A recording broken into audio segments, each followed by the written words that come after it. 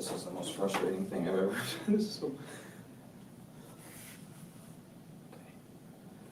Okay. 90. Oh, yeah, it was 90. So that's the only options. Where it was at 0. Really? 90, 180, and 270. Can we put it back to just normal Yeah. and then,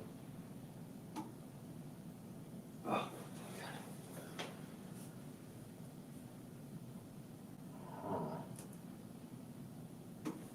and while it's here, so if you click that mirror built-in display, Mm-hmm.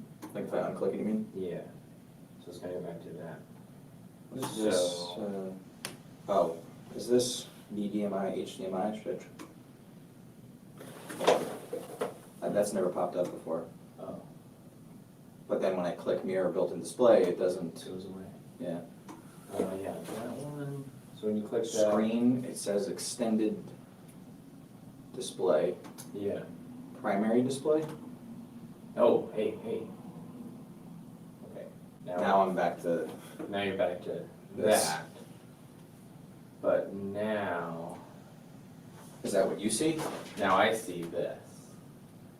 But It's still backwards. still backwards. I'm not gonna do anything on mine, maybe. But you still need to be able to see it. Right. And now I can't get out of this. Whoops.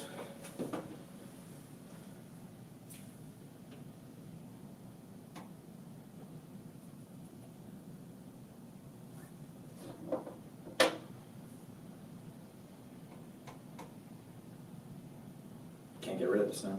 So I remember my mouse is gone. What? You want me to guide you?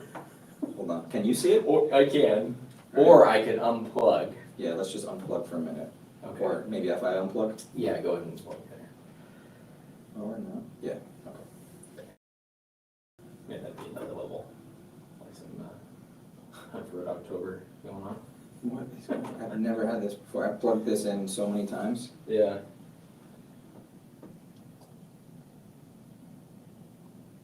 Let's, oh, hey, I have a mirror option.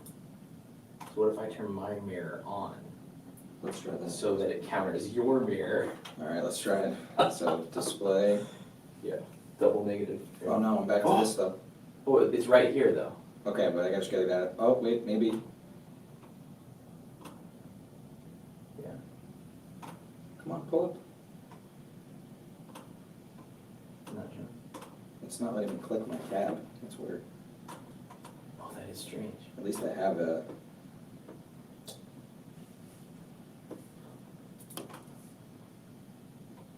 I do have the link ready to share with you. Okay. 1 second. you Let me can pull. obviously Let me. not, but yeah. Let me unplug this. Just for a second.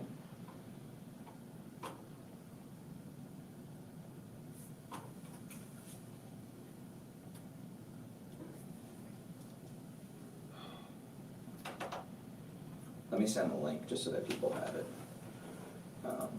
Can you send it via email? Yes.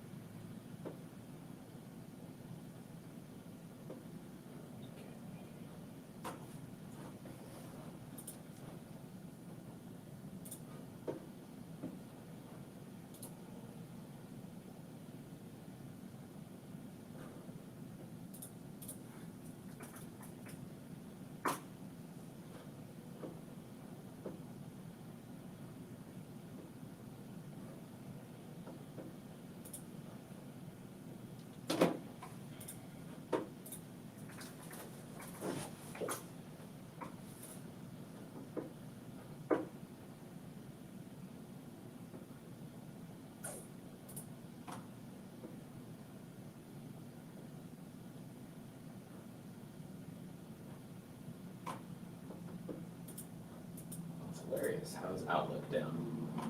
Let me send it to my wife's email. What's your email? onlinesleepcoach@gmail.com.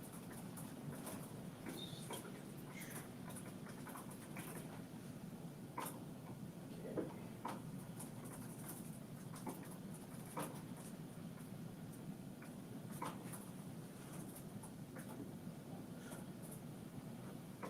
Okay, I sent it. Should be from Av Thompson at Kabuki String. Okay. Or Avon B. Thompson. Wife works for Kabuki as well. Yeah. Yeah, she helps me with video stuff.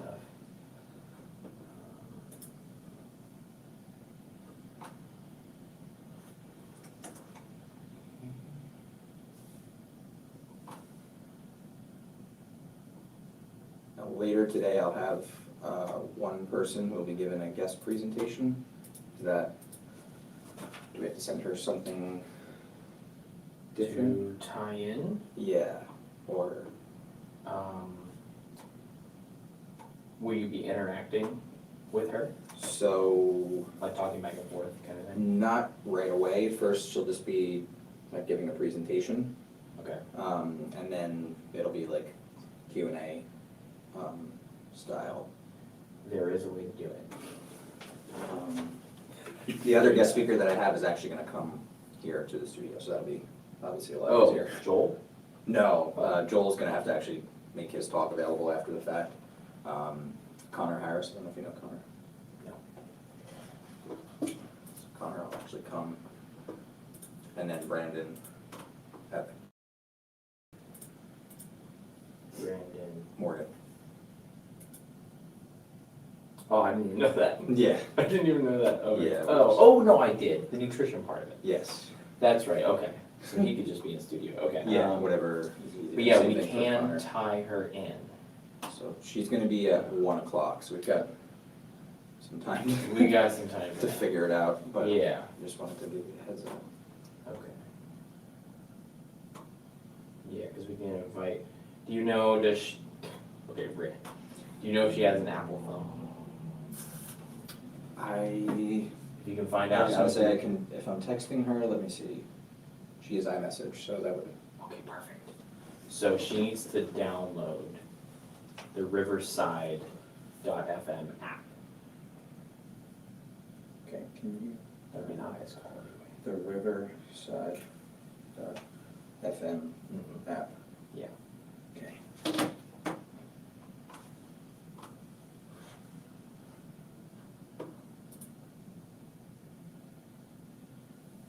And what do I have to do, because that cable, God, this Andre has a longer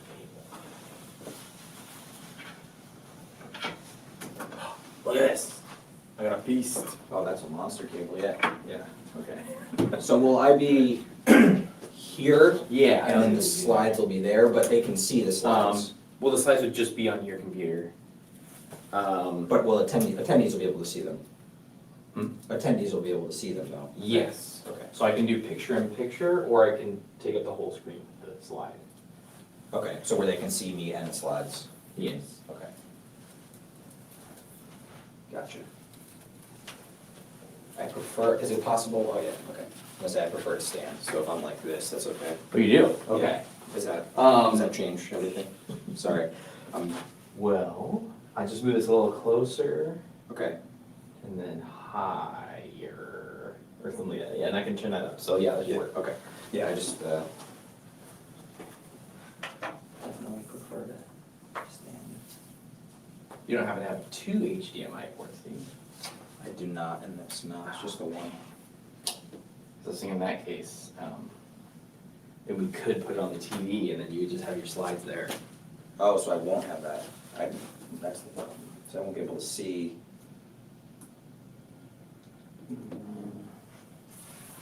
Unless, okay, so you can use your computer to control it. And if it's going in here, then I could do HDMI out to the TV. Let's try that. Okay. So I'm gonna plug that in there. This one? Yeah, I'm gonna swap this.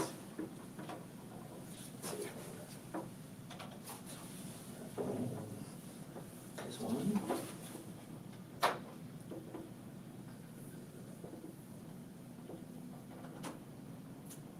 There's no like hard start time, right? Just generic. 9:15. Oh, okay. Yeah. Cool. I made it, I was originally gonna be 9, but in the email I said 9:15, just, Nice. oh no, back to this. Oh, is it just White Walker? Yeah. And it's I weird. wonder if it's is it a display setting like in, like root or? It must be. But it's weird, I can't, like I can control my mouse, but I also can't pull anything up.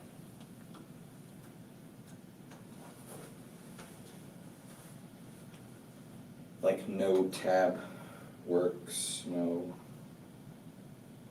is responsive.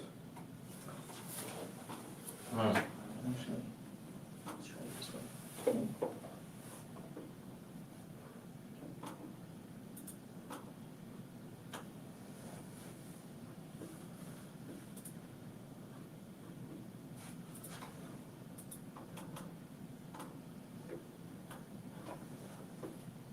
You sent the link. Hmm? You did send the link. I sent it out to Oh, Timmy's, okay. yeah. Thanks so much. Oh, really? That was quick. The writer's like, what is it? I just realized too, actually. So if this is coming out from here, then when I have it on the slide, you'll see the slide. But, so if you do picture in picture, you're gonna have like this tiny corner of the slide to look at. You won't be able to see the whole thing and present it.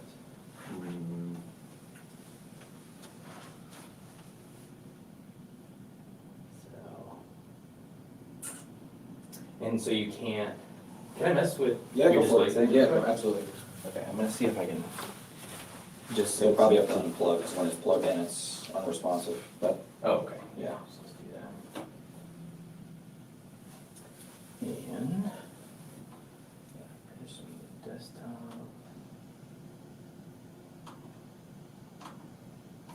what do you need to get the settings? Oh, just the desktop. Yeah, sorry, there's a bunch of crap open. Right. Let me see. Is that right click? Or no? Sometimes, Right click. it's if you click both together. Hold on.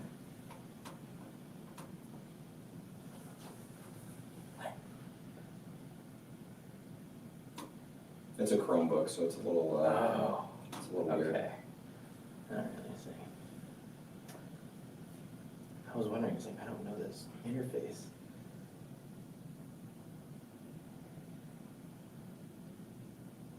It just says display.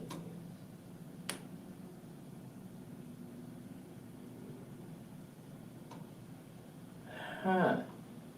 Yeah, it's real different. Yeah, a little bit. It's real different. Oh, man. This is a new one. And there's no way to...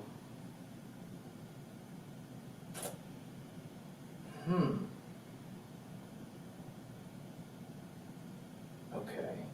Well, if we plug it back in, and then go and look at... I'll just turn this computer around so you can see where the mouse is, if you want to try and...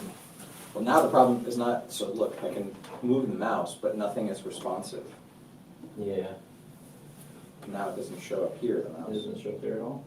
Can you move it over to this screen, like if you went all the way to right? No? Can you move it all the way to the left? Doesn't even move it? Oh, now I lost it. Really? It's gone. Fascinating. Yep, it's back. There's Yeah, something when it with that, disappeared, it didn't come over here. you know? Oh, wait, How'd that work? Is your mouse there? so we need to change. If I can click. This is so bizarre. Where?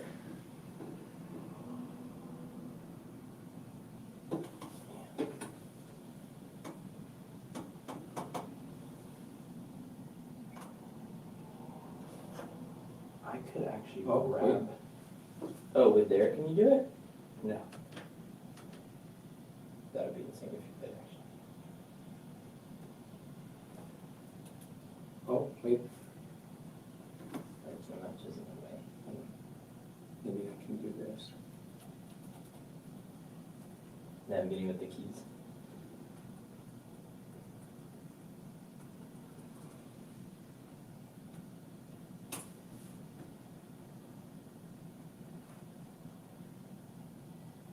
That was kind of genius. That wasn't bad. I'm actually, I'm super non-technical, so I'm pretty proud of that, actually. That was good, dude. Alright, so now if I do this, And it looks right over here now, too. it's the right direction, Yeah. right orientation. Oh my gosh. Okay. This thing's loading.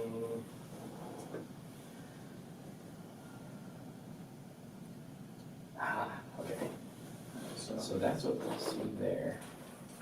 Now if I do 3 and I do picture in picture.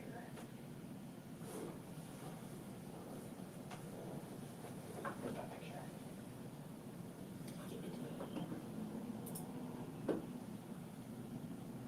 Oh, bring it on.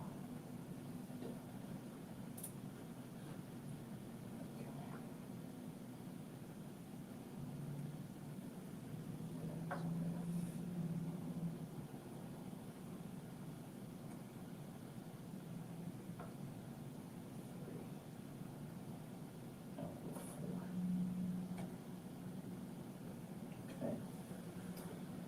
So, do you mind being that small? No, I mean, the slides are more They're more important. important. So in that case, I mean, like, we could just record it like that. And the thing is, I'm gonna have each Footage. footage recorded, so when I actually go for the cut, I can switch it up. Go if back and needed. forth, or. Yeah. Yeah, because Okay, the only thing is like, obviously the benefit of being here and being in the studio is that the quality would be better than if I was just, recording slides Right. with a screen share. Yeah, let's turn this thing on and see. See how it looks. Oh. Remote. This is one. I've never seen a TV that doesn't have a manual power on button. Like, if you lost this, you'd be screwed. It's ridiculous. I hope this is the right remote too. Now they've said that. Well, it should be. This is the only one I use to run it. Okay. Good. Feedback. I guess I gotta mute this because that's hella annoying.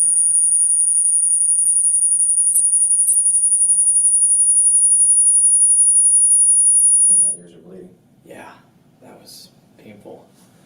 It was dog level. Okay, that works. To change the slides. So you're this up here. It's you. It's me. It's you. And so you want to stand. So let's set that up. Okay. Over here.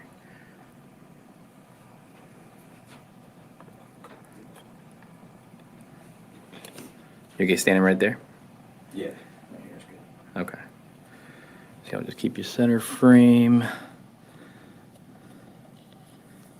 And see about moving the mic in a sec here.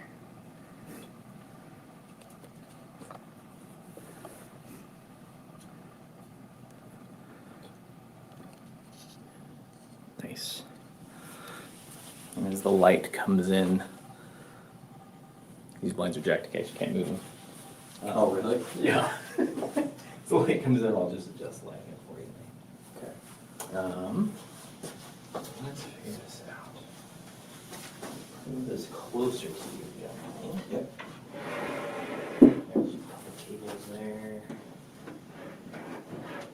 And I'll move this actually.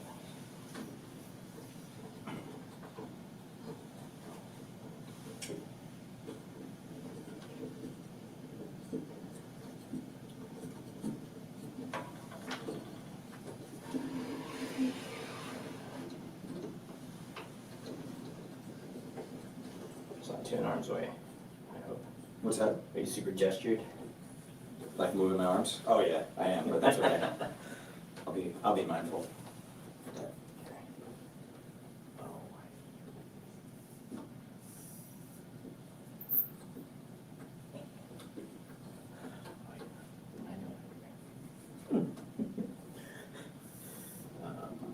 That twists. That.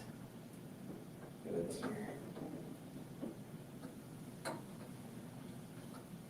And then you should be able to, if you do want to move it at any time, you can actually do that. Okay. But That should be. I may come over and move it if the audio goes out.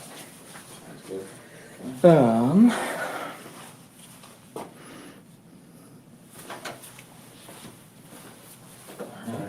Alright, you need to do a quick sound check while you're there at that mic. Sure.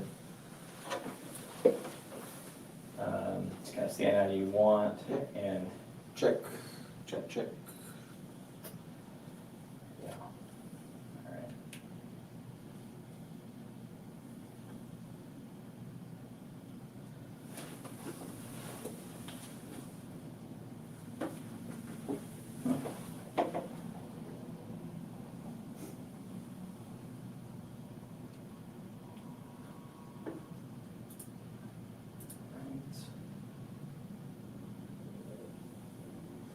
Actually, with the way the screen is cut there, I need to go left or right.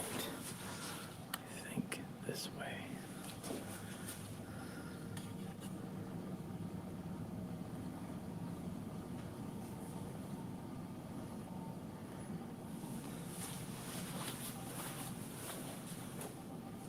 One more.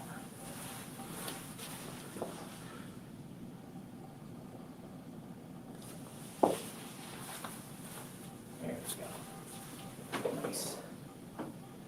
Good. If you can just do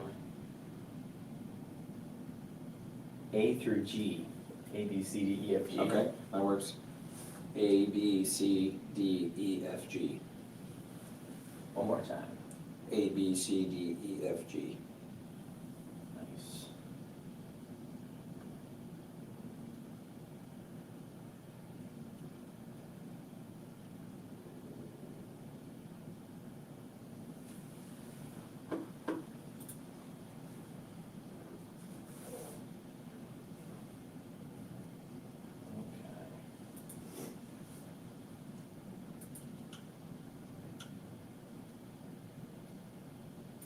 Can you cycle through some slides? Yeah.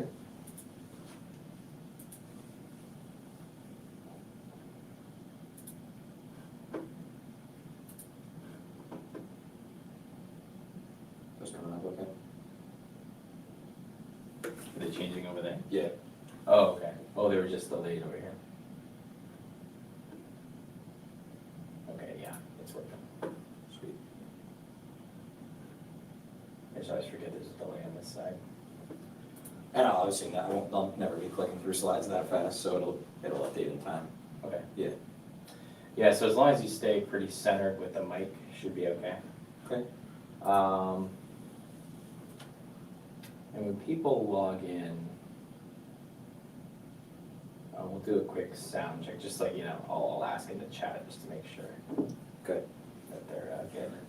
Is there gonna be any,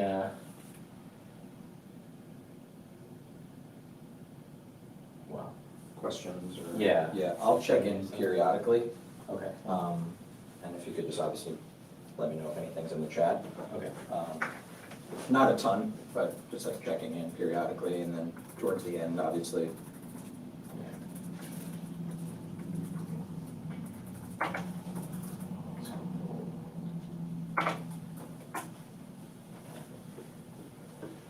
Just get a little note there that they can ask any questions, not audio or tech.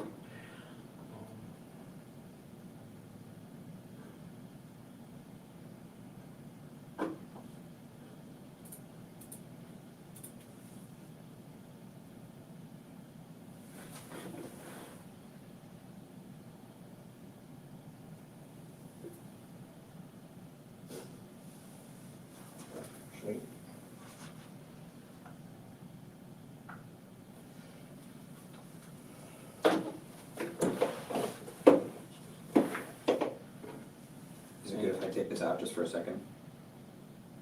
Oh, I just need to send one thing. yeah. Let me pause.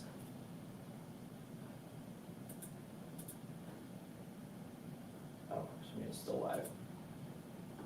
If I pause, it's still live? Okay, that's okay. Because that link still exists, so I can just hit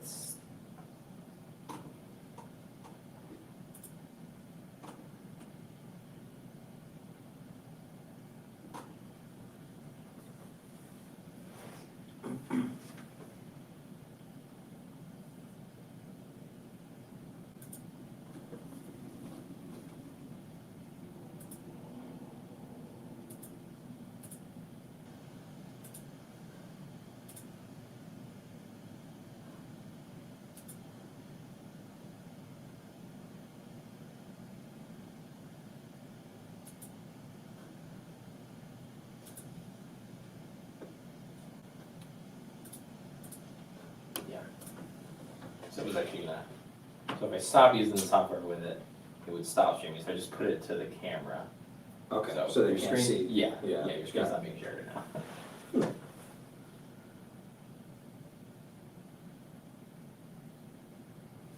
Come on.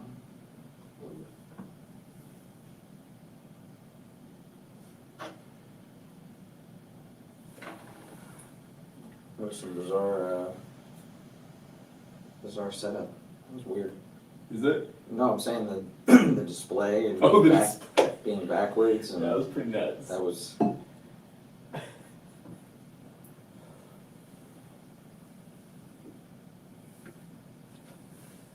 Yeah, I've never,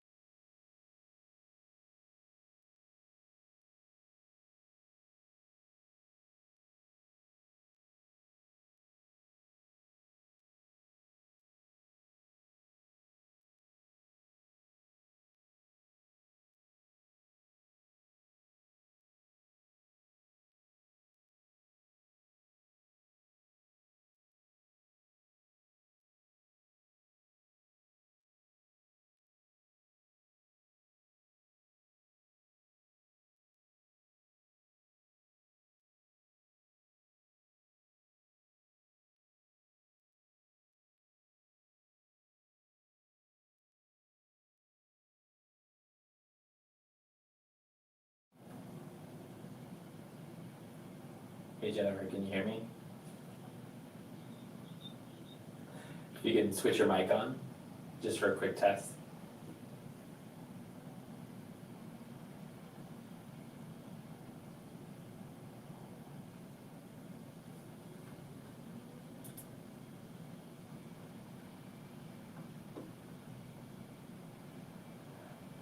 She may not be there.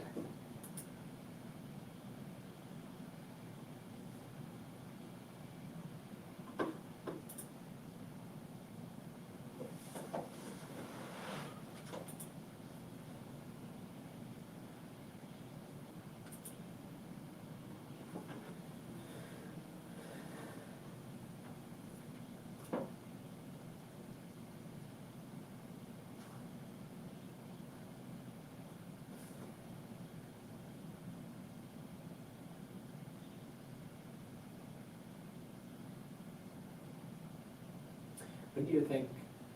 So Brandon will be last, right? Brandon will be the last presenter of the day, yeah. Okay. So I have Connor Harris is gonna come here Yeah. at 11:30. And he'll basically just like come in and do the same thing I'm doing. Yeah. And then Jen at 1, and then Brandon at 2:30. Okay. So probably done around 3:30 or 4? Well, I'm gonna go a little bit after Brandon as well, just to kind of close out. Oh, okay. So probably around 4, yeah, is my goal, 4-ish.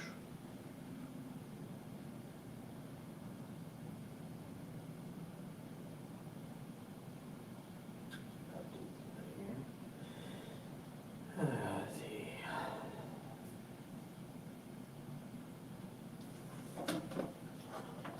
Alright, there you go. We good? Good to get going? Yeah. Yeah, let's do it. Let me just study this real quick.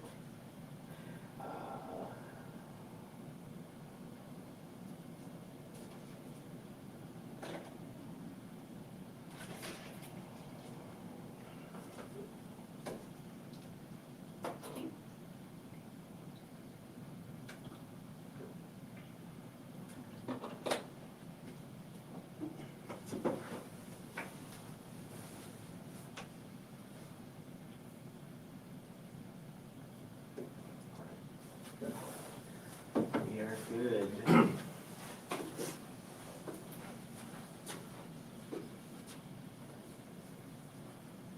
Good?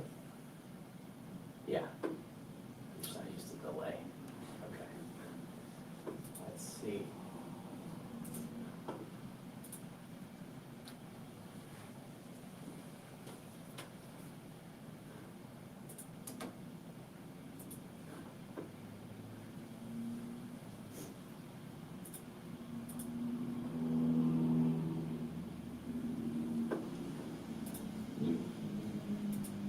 So currently no one's there, but we've tested the audio. We are recording. And we should be good to go. All right. Hello, everyone. Good morning or good afternoon, depending on where you are tuning in from. Thank you very much for being here and being a part of our one-day workshop here. Coming to you live from Kabuki Strength Lab in Portland. Really excited to take a deep dive into all things sleep and recovery today. Really, we have a ton of content to get through. We'll have some guest speakers as well. And if you didn't already see, the slides were sent out about 10 minutes ago, so if you are tuning in live and want to be able to have the slides as a reference and follow along with all the things that we're doing here, you can check your email. Those slides should be in there and you should have access to them. We'll have ample opportunities for some breaks, and we'll check in periodically with any questions. If you have any questions, you can just drop them in the chat, and we can, when we have the time, we'll come back and go through them. So really, I want to start here with this and what my goal around sleep education is, because I know that many of you that are tuning in are going to be from very different backgrounds, work with different demographics, and really have different ways in which you're going to be potentially integrating sleep into what you do. And that can be from just a few pointers and things that you can implement with clients to many coaches that I work with that end up wanting to offer sleep coaching as a separate service. But the goal really of today is to provide a framework, to provide some comprehensive education around sleep, and no matter how you're going to integrate it, really the goal is that you don't look back from this point. Sleep will forever become more a part of your process in some capacity, and really that's the goal.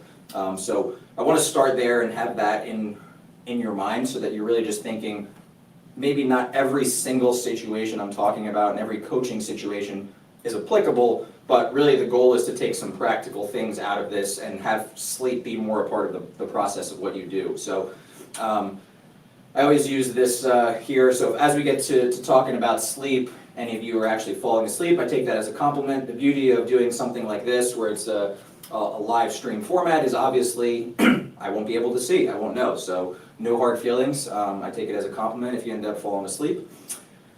Just quickly on the agenda of what we're going to cover, at least on my side of things, and again, we'll have a few guest speakers. We'll have Connor Harris talking the biomechanics of breath work. We'll have Jennifer Blunston providing a little bit of an introduction to myofunctional therapy. We'll have Brandon Morgan providing some nutrition guidance around sleep and recovery. But in terms of the bulk of content on my side of things, this is really where we're going to be going. So we are going to talk a lot about the whys of sleep, and some of these things may be things you've heard of before, but they're worth reiterating, they're worth really highlighting so that we understand just how pivotal the impact that sleep is going to have on your clients' well-being and your own well-being as well. We're going to talk about the anatomy and physiology of sleep, really understanding what's actually occurring, what's going on, and what are some of the things that could potentially hinder sleep. We're going to provide a framework around assessment and screening. We're going to talk about role and scope of practice, identifying some red flags. Sometimes that could be a bit of a gray area around sleep. Most importantly, we're really going to provide some practical coaching systems. And we're going to talk about, really, that's where the industry is lacking around sleep, is having these practical coaching systems, right? There's a lot of methods out there, there's a lot of talk around sleep, but we need to put together a framework that can be repeatable regardless of situation, and that actually is governed by principles as opposed to just focusing on those methods. We're going to introduce the world of chronobiology or circadian biology a little bit more, and just how important timing is, not just around sleep, but around some other very important health and performance aspects as well. We're going to talk a little bit about breath work, some recovery concepts, heart rate variability and monitoring, recovery conditioning. We'll talk about some of the integration and marketing and opportunities that exist around the world of sleep coaching. And then we'll, of course, have some time, as I mentioned, for Q&A, so for any questions.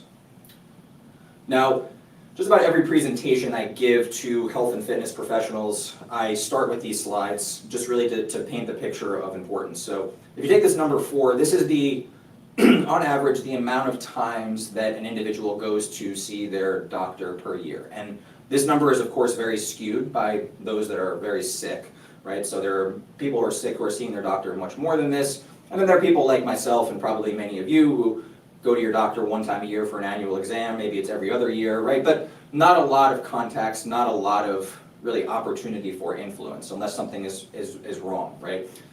Now this number, 100, is if you're a coach or you're a personal trainer, even a physical therapist, this is the amount of contacts that you have with an individual, provided that they see you on average, say, 2 times a week, right? And why I point this out is, with that comes a tremendous role and responsibility, in my opinion, to really envision yourself as a healthcare practitioner first and foremost, right?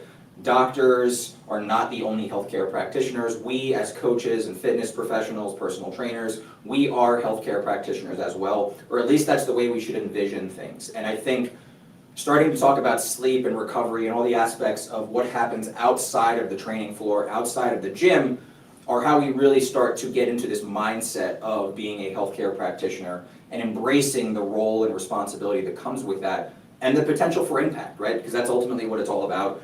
If we wanted to make a ton of money, we wouldn't necessarily be in this field. We're in this field because we genuinely care about people. We genuinely want to have an impact, right? So, envisioning the coach as really the new healthcare practitioner. And, this can be a whole presentation and a whole day in and of itself. But just kind of introducing this model here where the ways that we envision ourselves or position ourselves as a healthcare practitioner is firstly through having a well-rounded approach, right? And that's the primary thing we're getting into today with taking a deeper dive into sleep and recovery, right? Obviously, the people that are coming to see you spend a third of their lives sleeping. So if we want to be well-rounded, if we want to cover all bases, sleep is something really pivotal that we should make sure we focus on, right? Coaches should be an expert in behavior, right? Of course, they should really understand human behavior, how to motivate individuals, how to build those relationships. They should be a healthcare team collaborator. We're going to talk a little bit around sleep, how you can interact with other members of the sleep team, how you can cultivate some of those collaborations and relationships, but this applies across the board to all areas of health and well-being. And then just an overall health and wellness advocate, right? Not surprising here, but being involved with the community, being involved around awareness, having a health-based approach to coaching.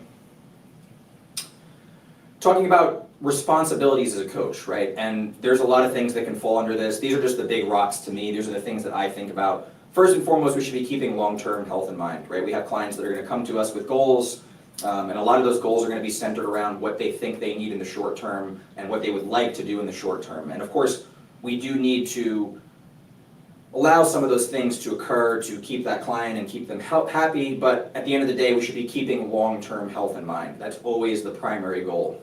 We should really be thinking about how we manage our clients' system load, and we're going to talk what that actually means, what that actually looks like, but the idea is that everything an individual goes through, all the stress that is in their life, including the stress that we put on them with exercise and with interventions, really add to this cumulative load that we should be managing, right? That's a primary responsibility that we have. Promoting recovery and adaptation, right? Exercise Science 101 is we provide a stimulus in the gym, on the training floor, that individual is then hopefully able to recover and adapt to and ultimately get better in the future. And as we'll talk a lot about, this does not occur without optimal sleep, right? Sleep is the ultimate way in which an individual recovers, and if they're not getting quality sleep, no matter what else we're doing, we're missing the boat, right? Because they're going to be missing out on some of that adaptation response. Facilitating behavior change, having an adaptable model, and being collaborative and lifelong learners. If you're tuning into this, obviously you do embrace that mindset, right? So around sleep, and what we're really going to dive into here today is this roadmap to success, right? And the end part of this graphic may be a little bit hard to see, but really at the end of the road here, the most success is getting your clients results and outcomes, right? Building relationships with them, very important, right? All of those things, but at the end of the day, clients come to see you to get results, right? They want outcomes, whether that be in body composition, performance, overall health. There are metrics that they want to see improve. There are aspects of their life that they want to see improve. They want results and outcomes, right? And this is the name of the game. If we work our way back here, again, as I just mentioned in the previous slide, adaptation is the process by which these results actually occur. Recovery is what's going to be allowing or breeding that adaptation process to occur, right? Without recovery from the stimulus or whatever it might be, adaptation doesn't occur. And without optimal sleep, we're not getting the best possible recovery and overall health. And if we work our way all the way back, if we really want lasting improvements around sleep, we need some form of sleep coaching, principles and systems. And again, we're going to talk a lot more about this, why these systems are so important, what some of those systems should be, and what they ultimately look like. Okay, so let's just talk about the world of sleep and where individuals are really struggling. And probably not best to talk about anything with an emic right now, pandemic, epidemic, but the CDC did list many years ago insufficient sleep as being a public health epidemic. And it really, what the idea here is, not just in the United States, but really across the world, there are a tremendous amount of individuals struggling with sleep. And it really depends on what we're using as the criteria for struggling with sleep. But in particular, this one study that was done with Consumer Reports a few years back here in the United States did a survey of middle-aged adults and just asked them some questions around sleep. And what they found was, for these adults, 80% of them admitted to struggling with sleep at least one night a week. And of those individuals that were struggling, 30% of them were using some form of sleeping pills and aids. And we're going to talk about some of the pitfalls of those sleeping pills here in a few minutes. Another survey here that was done by the National Sleep Foundation, again here in the United States, polling individuals how many days a week they felt sleepy, right? And we can see nearly half of the population feeling sleepy 2 to 4 days of the week, right? So a good majority of the week. And then nearly 30% feeling sleepy 5 to 7 days out of the week, right? So pretty much their entire week feeling sleepy. And of course, not surprisingly, there's some health impacts that come alongside that, right? Irritability, headaches, general feelings of unwell, as well as a whole host of other things that come from being sleepy, right? Not being productive at work and what that ultimately means, being more reactive and less patient with the people that you care about in your life, and right, all these aspects of day-to-day life that are of course impacted by feeling sleepy. And this is something you may have experienced yourself, or you've had your clients complain about feeling, right? But again, just painting the picture here of just how many individuals are struggling and just how much it can potentially impact their life, right? Not just around training goals, but really in the bigger picture here. So again, some of the other aspects of sleepiness: mood, their willingness to go out in the evening, their ability to focus, their willingness to exercise or the effectiveness of the exercise that they're doing, their productivity, their work performance, the quality of their relationships, right? Whether that be love relationships or friends or family, whatever it might be. Okay? So this is something that I've been looking at and tracking over the last couple of years that's been super interesting, and it's comparing Google Trends around sleep versus exercise and nutrition. And this particular graph here is actually back from 2019, looking at how much are people searching for sleep versus exercise and nutrition. And I thought about this a little more, and I thought this could be a little bit potentially skewed, where there are certain books and movies or other things that can be related to sleep. So let's just make it a little more specific. Let's talk about sleep help versus nutrition help and versus exercise help. And actually, the difference was even more drastic. And this is actually much more recent. This is actually within the last 12 months here in the United States, and we see a very similar trend worldwide. Now, I point this out not to say that exercise help and nutrition help are not important and that we shouldn't still be providing that. Of course, it's really to say that there are a lot of options for individuals that are struggling with exercise and nutrition, right? There's a lot of coaches, there's a lot of resources, there's a lot of systems. Around sleep, there isn't that. So people are turning to Dr. Google to try and get their information. They're trying to get help via Google, right? And of course, we know that's not something we want individuals going to. That's not where we want them getting their information from. So how do individuals deal with sleepiness, right? Nearly 62% admit that they just really try and shake it off. They try to just attribute it to normal life, normal day-to-day life. Let's just power through, not realizing that this becomes their new baseline. And we'll talk a little bit more about that, how individuals just have this new baseline that they've set for themselves, not realizing what their full potential actually could be, especially if they've been struggling with sleep for a long time. Some other things we see here, of course, caffeine, sugary snacks or drinks, gum, and then of course some form of stimulants or some form of over-the-counter or prescribed drugs. And again, we'll talk a little bit more about those down the line here. So, when you talk about why sleep, not necessarily why is it that we sleep, right? Because this is something that scientists have long tried to figure out, right? They've tried to pinpoint one individual theory as to why it is that we sleep, whether it's to conserve energy, to consolidate memories, whatever it might be. And really, the more and more research that's done around sleep, the more that the answer is that there is not one theory, right? There is not one specific reason that we sleep. It's a whole host of things, right? And this makes sense because why would there be just one reason why we spend nearly a third of our lives doing this activity, this coma-like activity where we're sleeping, right? It wouldn't make sense. But what does make sense is that it's really a whole host of things. So whether we look on the health side of things, the performance side of things, the cognitive side of things, aesthetic side of things, right?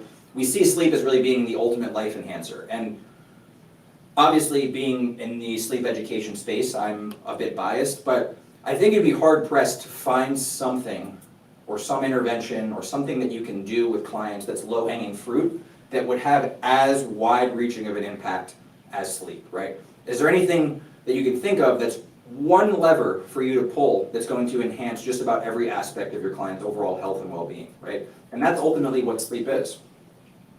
So this comes from Dr. Matthew Walker. Many of you may have read his book, Why We Sleep. It's a very popular book. It's in recent times here become a bit controversial in terms of some of the statistics, and I have my opinions on that, but we're going to not necessarily get into that. I think the book does a great job around providing awareness, but at the end of the day, the goal of the book was to sell books, right? So keeping that in mind, taking some of those things with a grain of salt. But I do like this quote here where sleep is Mother Nature's best attempt yet at immortality, right? And if we look at sleep and its relation to overall health, there's a whole host of things that we can look at here. Firstly, mortality.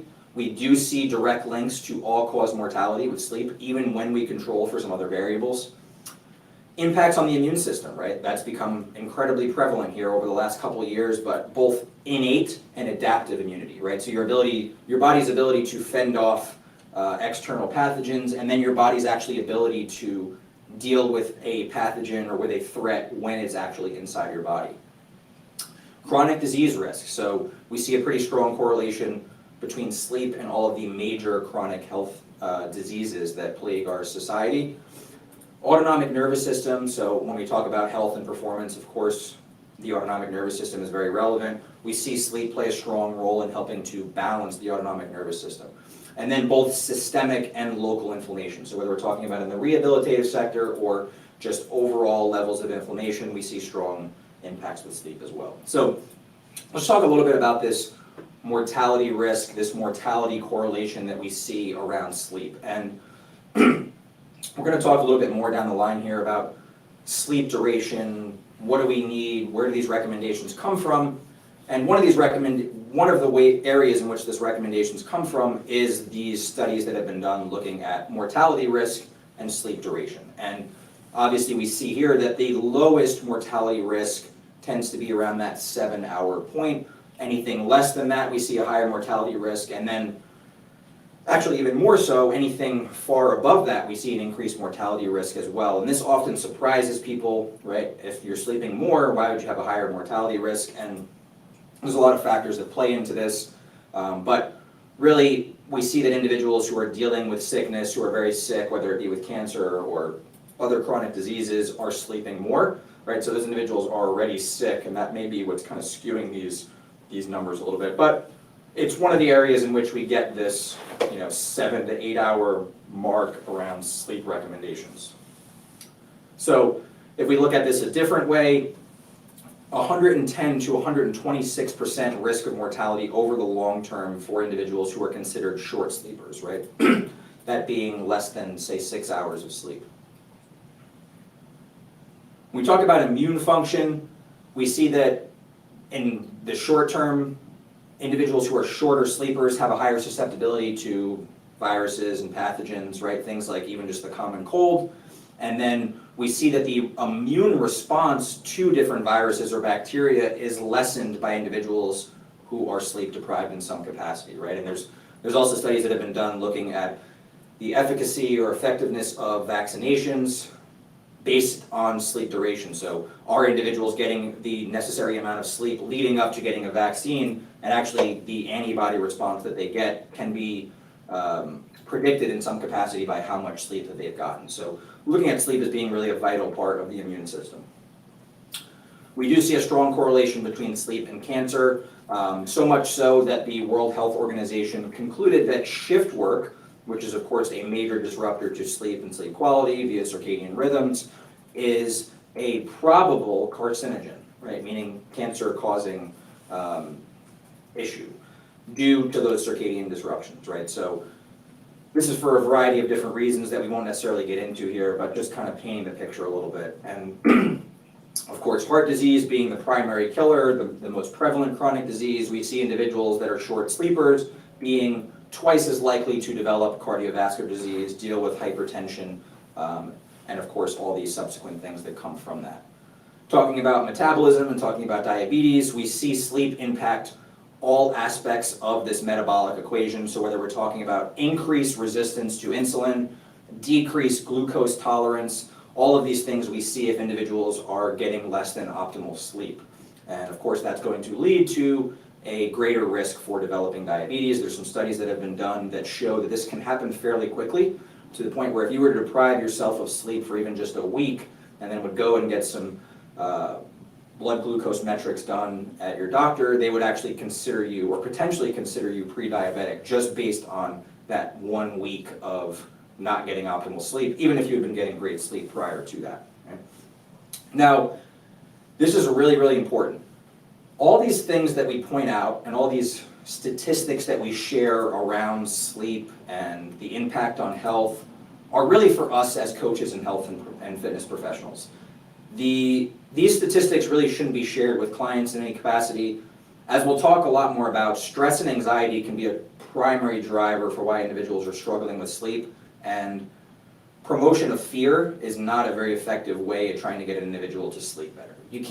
Individuals can't will themselves to better sleep. So by sharing these statistics, thinking it's going to motivate them, right, not going to have the same impact. So really, keep in mind that these statistics are more for us as coaches and professionals, and so that we understand just how important sleep is, but they really shouldn't be shared with our clients.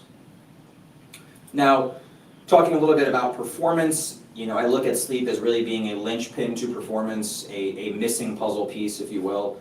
And the reason, again, much like health, much like other aspects, is that it impacts things across the board. So whether we're talking about motivation and drive, whether we're talking about actual strength and power output, time to fatigue and capacity, motor control and learning, right, the ability to learn new motor tasks, all of these things are impacted by sleep.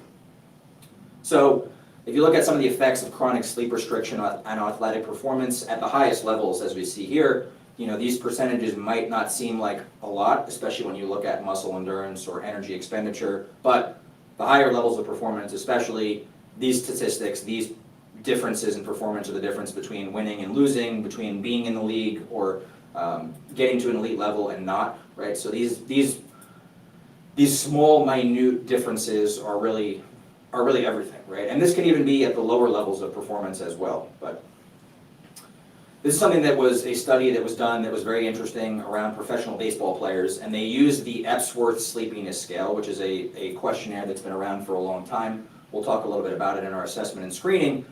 And it's really just a way to gauge how much an individual is sleeping or feeling sleepy, which can in turn predict a little bit of their overall sleep health. And what they found was players who scored high for sleepiness, meaning they were generally more sleepy than average, were less than 40% likely to still be playing 3 seasons later, as compared to 72% of players who were scoring low on sleepiness, right? And of course, there's a lot of other things that play into an individual's or athlete's longevity in a sport, but looking at just this predictor via sleepiness is something that I found very interesting. So some of the consequences of sleep deficit around injury risk, we see that this is pretty well worked out. The injury risk is even more prevalent actually in adolescent athletes, so this is where this particular graph comes from, but we see for the adolescent athlete who's getting 6 hours of sleep versus 9 hours of sleep, we see a markedly different injury risk, right? Around a 3.5-fold increase injury risk.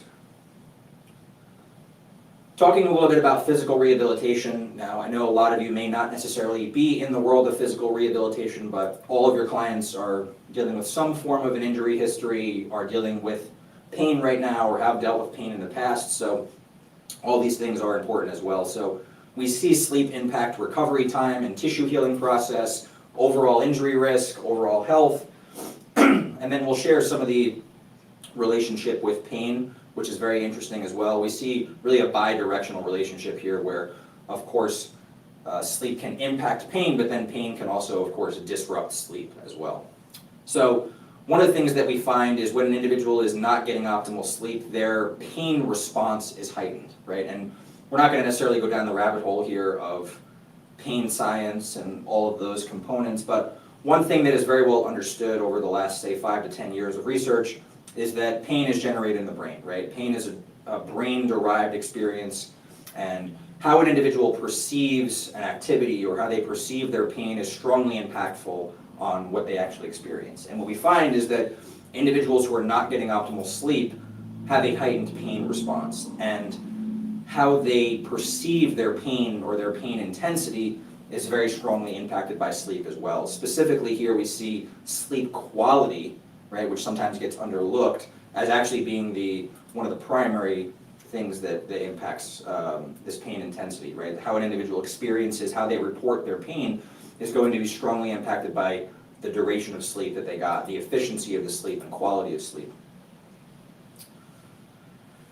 Their response to painful stimuli, right? So the temperature at which they report something being painful or uncomfortable is going to be different based on whether they are sleep deprived or rest. As we see, again, I talked a little bit about systemic inflammation, specifically looking at CRP as being one of those blood markers for systemic inflammation. We see really across a whole host of studies that individuals who are getting shorter sleep are typically having higher levels of CRP and of systemic inflammation.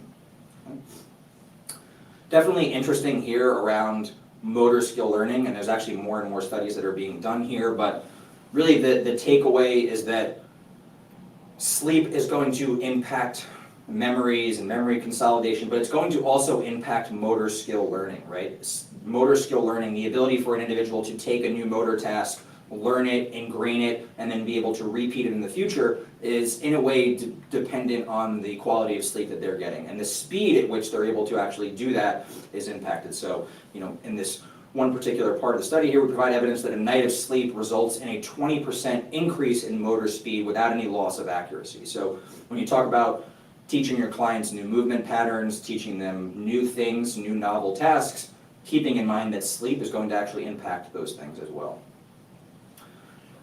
Also pretty well worked out is that sleep works to consolidate memories, right? To consolidate learning. So firstly, we need sleep prior to an individual learning some new information, right? To kind of clear space in the short term. And then to actually take that memory or take that learning experience and transfer it from a short-term storage to a more long-term storage where it can be then integrated and pulled from, also requires sleep following the learning of that, whatever new experience it might be. So now, probably the most prevalent of client goals and things that people are going to come to you with as a coach, as a fitness professional, right, is people want to look better naked, right? They want to improve their body composition. A lot of this is going to be via nutrition and exercise, but what really gets left out of this equation is sleep. And not just the impact that sleep has on body composition overall, but the impact that sleep has on the effectiveness of exercise and nutrition as part of the equation. So firstly, we see that sleep is going to impact overall caloric intake and energy balance. We see that individuals who are even mildly sleep deprived can be taking into up to 500 more calories per day. Now, if you know anything about body composition, trying to lose weight, right, we know that this energy balance equation is very, very important, very, very foundational. Energy balance in versus energy balance out, right? So if an individual is taking up to 500 calories in more, we see that that's going to, of course, have an impact on their ability to get results, right? We also see that the distribution of energy is impacted by sleep. So we see that individuals are more preferential to hold on to fat and shed muscle when they are sleep deprived. And we're going to share one study in particular that really highlights just how much that can be impacted. Something that you may have experienced yourself or have your clients report to you is the impact of cravings and hunger and satiety via sleep loss as well. And part of the reason for this is that sleep impacts your hormone levels that either tell you that you're hungry or that you're satiated. Individuals are more likely to choose higher sugar foods, higher carb foods when they are sleep deprived, right? They tend to have more cravings. And then just really on overall metabolic flexibility and health. So all facets of metabolic regulation are very impacted by sleep and sleep quality. So that study that I mentioned here, in this particular study, they had two groups. They tried to really find groups that were very similar in demographic. They kept most of the variables very similar in terms of what they were eating, what their exercise routines looked like, what their starting point was. Really the only thing that was different was their sleep duration, right? Not even taking into account sleep quality, which we'll talk about, just sleep duration. And 5.5 hours versus 8.5 hours, and of course we see markedly different results here, right? So The individuals who were sleeping 5.5 hours lost 55% less fat and lost 60% more muscle, right? So, of course, the opposite effects of what we're really trying to accomplish here, and just by increasing sleep duration, we see much better results. And again, that's just one facet of this equation here. Sleep quality can sometimes have even more of an impact, okay? So again, calories consumed and looking at the difference between 4 and 8 hours of sleep, and it's not always this drastic, right? You're not always going to have individuals that are sleeping 4 hours necessarily, but even 5-6 hours we do see an increase in caloric intake. And this is worth pointing out when I talked about Dr. Matthew Walker's book and some of the ways in which the statistics are skewed. A lot of the statistics and things that might be mentioned are really looking at severe sleep deprivation, right?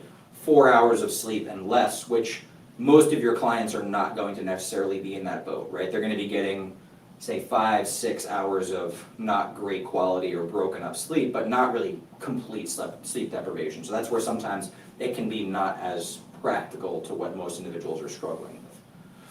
I talked about these hormones of hunger, so ghrelin, we can think about like a gremlin, right? Ghrelin is what signals hunger. It's what tells you that you are hungry, you want to eat more. When you are sleep deprived, we see the levels of this hormone increase. And then leptin is the hormone that signals satiety, right? To tell you that you've had enough. And we see this hormone's level go down when you are sleep deprived. Another important aspect, as I talked about these cravings, is via the amygdala. Okay, so the amygdala is going to play an important role with the regulation of emotional behavior as well as food intake, right? Kind of directly link here to cravings and things along those lines, and we see a heightened activity of the amygdala in individuals who are sleep deprived, right, or not getting optimal sleep. Another very, very interesting and very important aspect of sleep is the impact that sleep has on emotions, right? The impacts that sleep has on emotional memories, right? The limbic system brain response. And this is one reason why the correlation between sleep and mental health is so strong in each direction, and why some of the best collaborations that I've had around sleep has come working and collaborating with mental health providers. But one of the ways that this happens is sleep takes away some of the effective tone or emotionally charged response to some memories, whether it be trauma or negative emotion. And really what sleep over time does, if it's of the right duration and quality, is again take that effective tone out, or at least dim it a bit to where you're left with more of just the memory itself and not so much of the emotional attachment to it, which again, to me is fascinating. And when we talk about neurology and mental health and sleep, we're just finding more and more as more and more research is done. So, something that doesn't get talked about nearly enough is drowsy driving. So there are plenty of ads and campaigns and studies and things done around the impacts of drunk driving, right? And this is very important, and it's great that this awareness has been put out there and we've seen numbers go down. But what is even more prevalent, and obviously much less talked about, is drowsy driving. And we see that drowsy driving kills anywhere between 5,000 and 8,000 people every year, right? To put this in context, that's nearly 5 times as many people who were on the Titanic, right? And an estimated 83.6 million people drive every day while sleep deprived in some capacity, right? So we also see 1.2 million collisions being caused by drowsy driving, right? Not just truck drivers who are driving all night, just the individual day-to-day person. And 1 of 3 drivers admit to driving drowsy in some capacity, right? Kind of nodding off, feeling very sleepy at the wheel, etc. And part of why this happens is something, again, that doesn't get talked about a lot and is very scary. What ends up happening when your body, so sleep is very innate, right? Sleep is natural. It's something that your body physiologically needs and craves. When you get to a certain point of sleep deprivation, right, not the right amount of sleep, or you're up for a certain amount of hours, your brain and your body is in physiological need for sleep. And what it will actually do is cause these micro sleeps. And these are brief periods of falling asleep. Most of the time, individuals don't even know they occur. Maybe it's something you've experienced while driving, hopefully not, but in another capacity, sitting down or whatever it might be. But if we think about this, these occur for just a few seconds, but driving 70 miles an hour on the highway, those few seconds are everything. And this is where we can see these micro sleeps and the sleep deprivation really cause some issues. Okay, so drivers who get less than 5 hours of sleep have a crash risk similar to somebody driving over the legal limit for alcohol. I'm going to read that again. Drivers who get less than 5 hours of sleep have a crash risk similar to somebody driving over the legal limit for alcohol, right? So think about, again, all the awareness, all the talk around drunk driving, and now think about that in terms of drowsy driving, whether it's getting up early for a flight or going a period of time where you're working on a project and you're just getting less than 5 hours of sleep, right? And we can see just how potentially dangerous that might be. Now, segueing a little bit here out of all the correlations and impact of sleep is talking a little bit about the sleep space, the industry of sleep. And firstly here what we'll talk about is what are some of the problems with the sleep coaching space, right? With the sleep industry as a whole. And the first thing, and I think probably the most important, and what I'm aiming to change with doing things like this, is really just lack of quality, comprehensive education, right? And if you think about wanting to learn more about sleep, traditionally you're piecemealing from a lot of different things. If I think about my own journey with sleep and how I learned about sleep, reading research studies, reaching out to individuals, trying to read different books, get different vantage points. And that's all well and good, but we don't necessarily have to do that around exercise and nutrition as much, right? There are great comprehensive courses, there are workshops, there are things that are put together that really put a lot of these elements in one place that you can really learn and get a good foundation. And this does not exist or has not previously existed around sleep. And that's, again, one of my primary goals is really to provide quality, comprehensive education around sleep. And a lot of the industry has just had the wrong focus. We're going to talk a little bit about the over-focus on sleep duration and how most coaches will govern their clients' sleep health or determine their clients' sleep health solely based around sleep duration. But then also talking about just the over-prevalence of sleep products, sleep supplements, because there's so many individuals who are struggling with sleep, all these supplement companies and product companies have really jumped on that. And can't necessarily say that we blame them, right? Because they had an opportunity, they have a product, and they're going to capitalize. But it's created this atmosphere of thinking that these products and these things will be the end-all be-all when they really should just be supplements to the bigger picture. As I mentioned earlier, no systems and principles, right? There's hygiene lists, there's just general tips and information, but nothing actually in a system that we can go back to and reference. Scope of practice can sometimes be a gray area because sleep coaching hasn't been so prevalent. It's sometimes viewed as only a medical problem if somebody's struggling, right? It's something that only a medical provider can deal with. And we need to shift that mindset because that's very much not the case. And a lot of these issues are behavioral. Even when they're not behavioral at the start and there is a medical reason, coaches can play a huge role because there's often lingering behavioral issues there as well. So I think over time this mindset will change and evolve a little bit. I liken it almost to looking at individuals in pain, right? Or dealing with the rehab process. Traditionally, the thought was they should just be isolated in physical therapy until they kind of reach the end of that process, and then they can get back to other activities. But we're finding, obviously, that all aspects of what we do as coaches can really impact that rehab process, improve the recovery process, speed it up, whether it's via aerobic exercise, strength training, right? A systemic response for the rest of the body that's not necessarily injured. So I think we're going to see a lot of this happen around sleep as well, to where it can be a big part of the equation.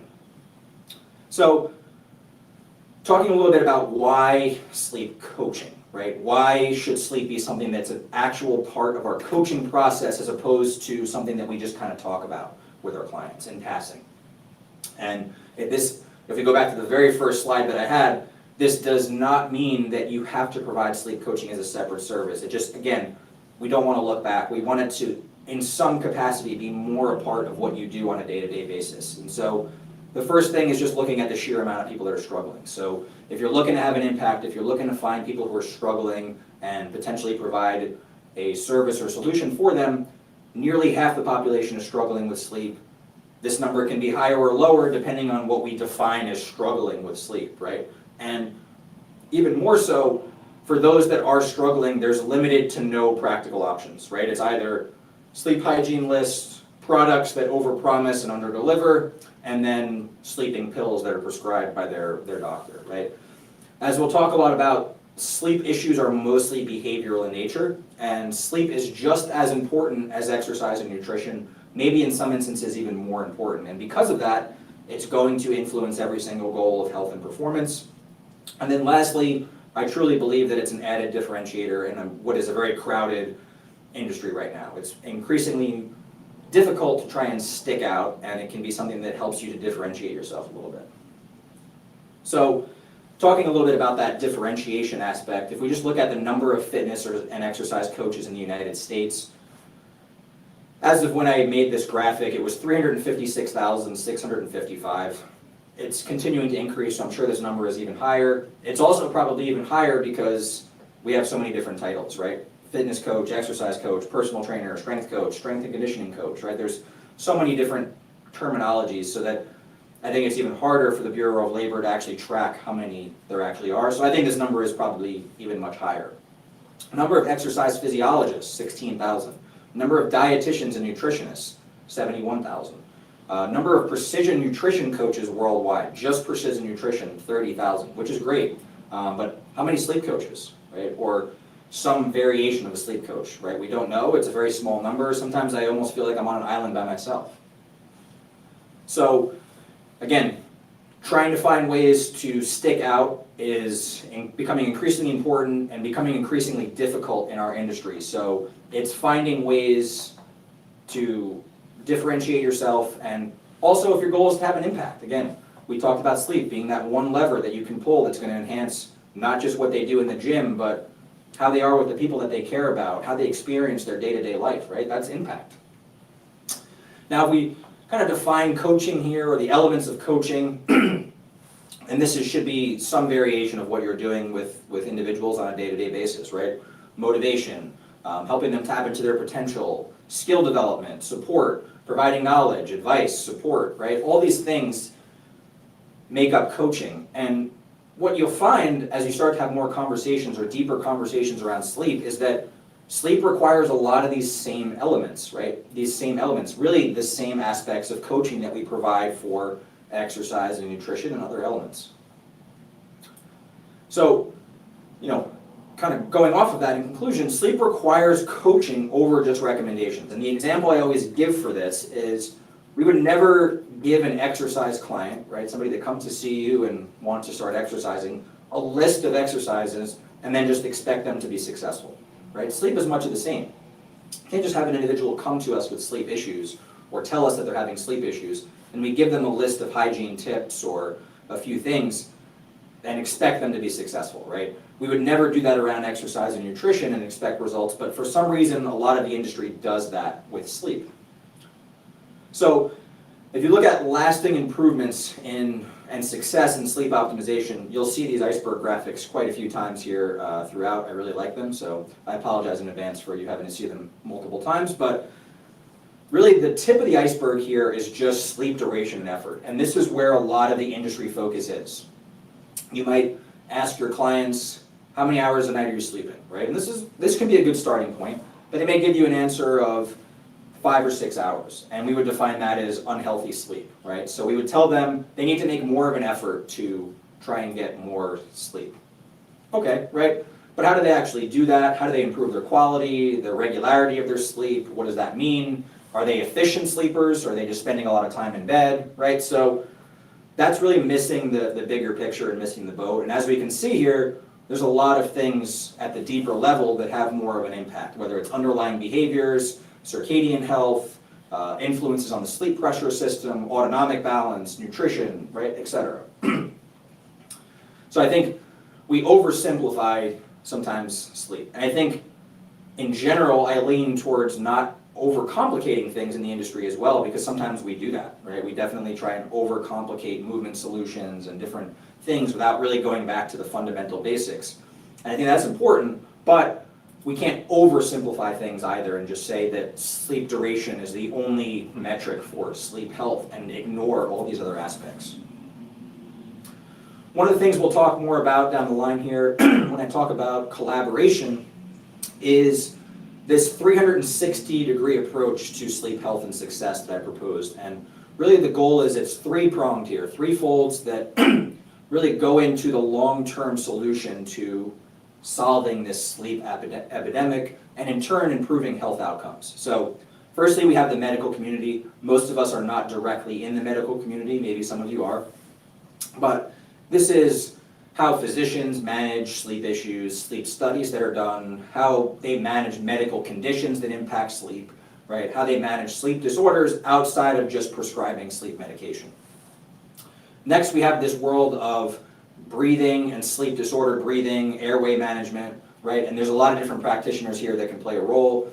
A little bit later today, we're going to have a presentation from Jennifer Blunston, who is a myofunctional therapist, and you'll see that this is really an interesting perspective and something that a lot of coaches should have a better understanding of. And then, of course, there's us as coaches, right? Health and fitness professionals, allied health, and this is a huge, huge component because, as I talked about at the onset, we have way more contacts, way more opportunities for impact and to provide that awareness, and we're the experts in behavior change, and we'll talk about how behavior impacts sleep a bit. So starting to segue a little bit into that here, let's talk about the 3 Ps. So with these 3 Ps, we're operating under the assumption that there is not a medical reason why an individual is struggling with sleep. And when we get into the assessment and screening later today, we're going to talk specifically about how we do that, how we screen for sleep disorders and red flags and know when to refer out to other providers on the team. But taking into account that we've maybe done that already, what are the primary causes of sleep issues? What are the reasons why individuals struggle? And it really comes down to these 3 Ps, these 3 factors. Firstly, we have predisposing factors. Now, these are anything that makes an individual more likely to deal with sleep issues versus someone else.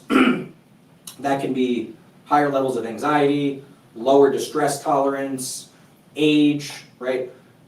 Doesn't mean that those individuals there's no hope for, there's nothing we can do. It just means that those considerations and factors need to be given some thought up front prior to getting into some of the other elements of the sleep coaching process. Next, we have precipitating factors. Now, these are the more common things that just about everybody will deal with in some capacity, right? Anything that sets forth a period of decreased sleep and sleep quality. A new job, a new stressful period, new trauma, being sick for a period of time, right? And what typically happens is these things, for most individuals, or for many individuals, last short term. But what can happen for a lot of individuals who get stuck is they can turn into the last P here, the perpetuating factors. And these are the thoughts, perceptions, habits, and emotions that ultimately develop that can make sleep issues more chronic. They can make them stick around long term. And as a coach, this is ultimately where we can make the most influence as well. So if we take this one step further here, add another factor, and kind of look at the timeline, those predisposing factors are pre-sleep issue, right, kind of below the threshold. The precipitating factors are more of like an acute onset. And then as we get into these behaviors, these fundamental beliefs that have changed, it develops into more of a chronic issue. And then one last step and piece to the equation here, which we'll talk more about in the coaching strategies, is something called conditioned arousal. And this is essentially a learned association or expectation to be in bed awake, right? And this develops over time, and it can be very difficult to break. So this is one of those elements of where the coaching side of things can be so, so important. And again, we'll talk more about that and some of the ways that we can combat that.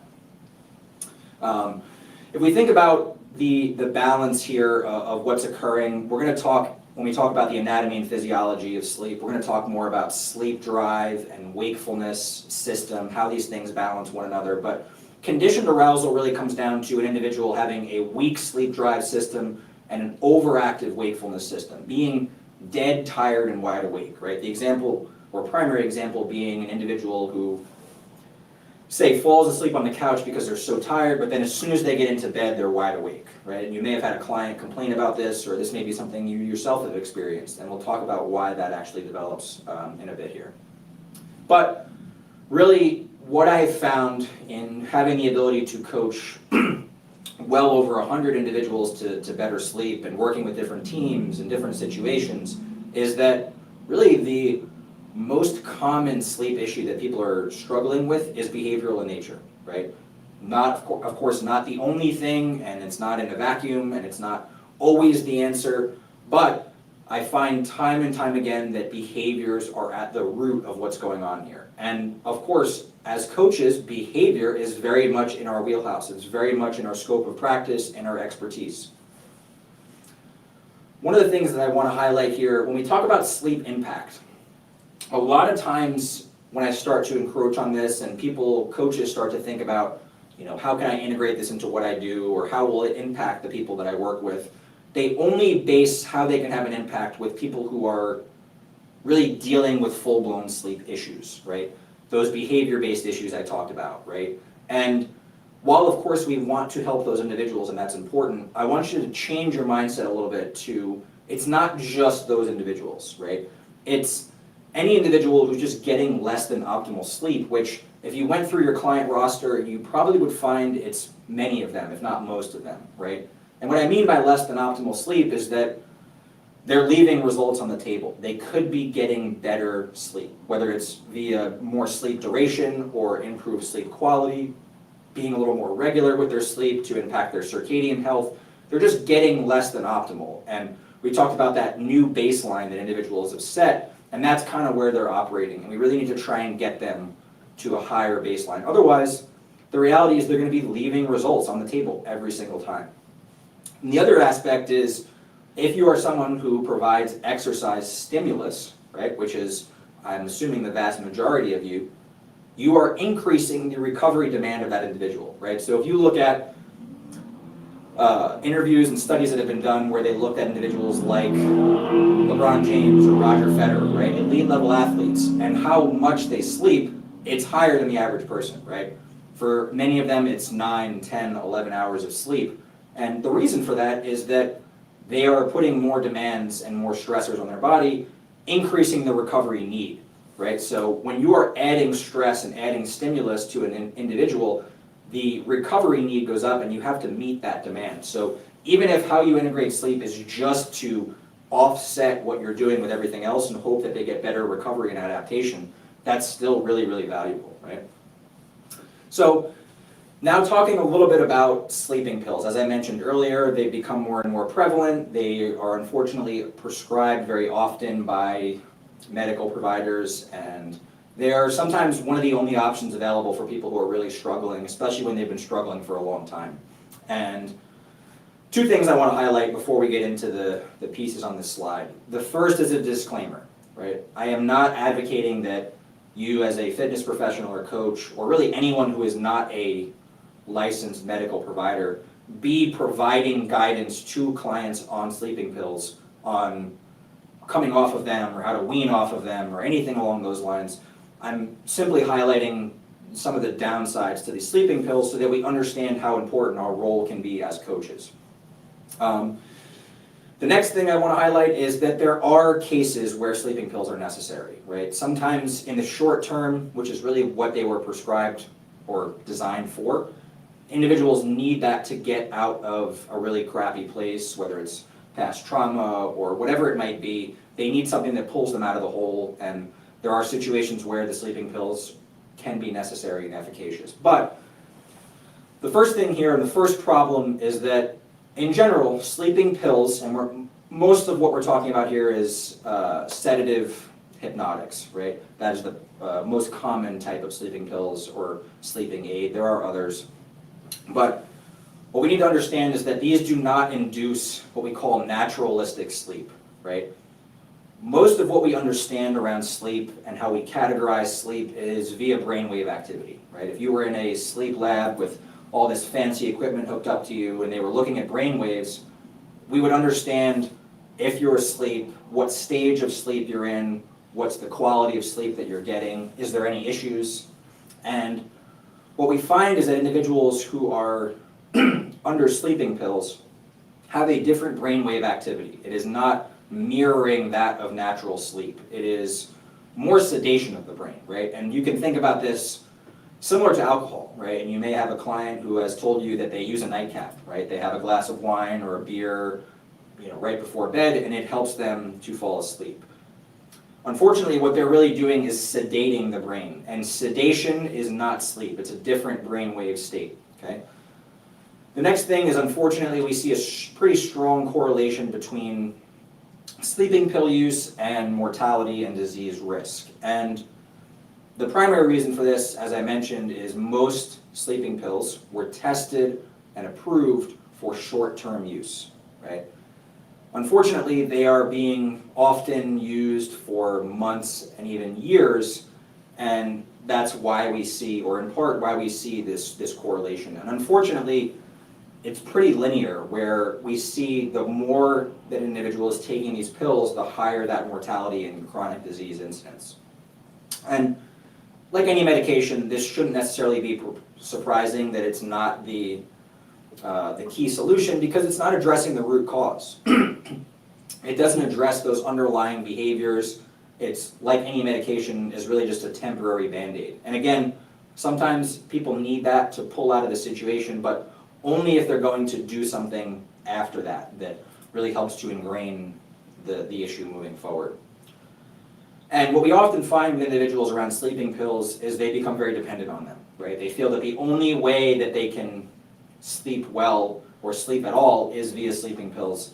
And even if it's sometimes placebo in nature, there is a dependency that occurs, and over-reliance, and what ends up happening is when individuals come off of these sleeping pills, they get what is called rebound insomnia.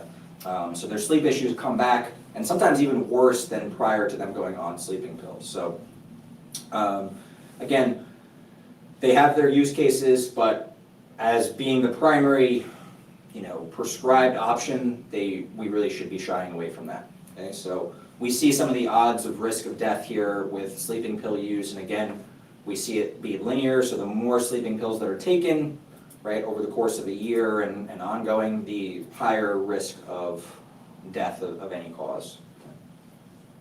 So the next most common thing that is out there, or the next most common option that's available for individuals, is sleep hygiene lists, okay? The top 7 sleep tips, the top 5, top 10 best sleep tips. And I want to highlight that most of the things that I see on these lists are accurate. They are indeed tips that can help you improve sleep, and whether it's around technology or light or whatever it might be, all these things, or cutting off caffeine at a certain time, all these things are efficacious, right? All these things can impact sleep, and if an individual got these lists and did everything on the list, they might have better sleep. But the problem with these lists comes from the lack of context and individuality. So we go back to that exercise example. If an individual comes to see you and you just give them a list of the top 10 exercises, and they're right now feeling crappy and poor body composition, and they start doing those exercises, there is a chance that they might improve. They might feel a little better, maybe they lose a little weight, right? They're starting to exercise, that's great.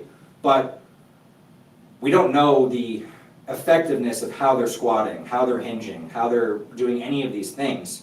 And it's similar with sleep, right? There's no individuality to that person and their situation and what they're dealing with. And within that, there's no hierarchy or prioritization. I know just about every movement system that is taught, including that is taught here at Kabuki, has a hierarchy, right? Starting with breath work and bracing and fundamentals and rib cage position and pelvic position, and then moving up to neurodevelopmental positions, and then establishing fundamental movements, and then establishing strength on that, and et cetera, right? This is lacking in the world of sleep. There is not a system of hierarchy and prioritization. And a little bit later today, that's one of the things that we're going to provide is not just practical strategies, but knowing which of those practical strategies should be foundational and then where to go from there. And as I talked about with the industry, no shortage of products, aids, sleep apps, technology, quick fixes, and these are all symptom managers, right? These are all things that don't address the root cause, and very often the root cause is behavior, perceptions, habits that have become ingrained. So I love this quote, not just as it applies to sleep, but really things across the board. Methods are many, principles are few. There is no shortage of sleep tips or sleep products or options that are out there, apps, podcasts, whatever it might be, right? You will have no problem finding methods that could potentially help an individual sleep, but you will be hard-pressed to find principles around sleep and sleep optimization, right? And that's really what we're going to try and dive into throughout the day today, is helping you establish those systems and principles, right? How are we on time? It's 10:20. 10:20. So let's, a couple more things here before we start to get into some of the anatomy and physiology aspects of things here. Looking at individuals on a day-to-day basis, how they prioritize their sleep, and we see that on a day-to-day basis, individuals really just aren't accounting for sleep very much. So even at the most simple, fundamental level, working with clients, looking at prioritization, how they just factor sleep into their day-to-day life, right? Getting them to have a little bit more of a structure, calendar that allows them to actually create the right window for sleep, right? Right window of opportunity. And again, thinking about this in terms of impact, right? If you ultimately, your goal as a coach or a fitness professional, healthcare practitioner, is to walk away at the end of this career or walk away every day knowing that you had a profound impact on other people's lives. There are a multitude of ways that you can do this with your clients, but if you think about what they spend more time doing than any other one activity, right? More time than at work, more time than they are exercising or socializing, more time than they're eating, it's sleep.